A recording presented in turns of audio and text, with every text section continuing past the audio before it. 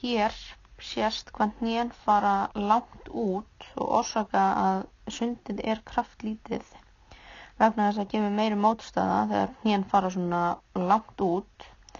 Að öðru leyti fótatakið rétt, hreyfingin beygja kreppa sundur saman hérna alveg mjög flott hjá henni.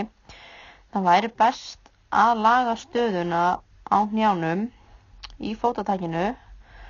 Helstu áhrifin væru að sundið yrði kraftmeira og Erla færi hraðar vegna þess að mótstaðan yrði minni.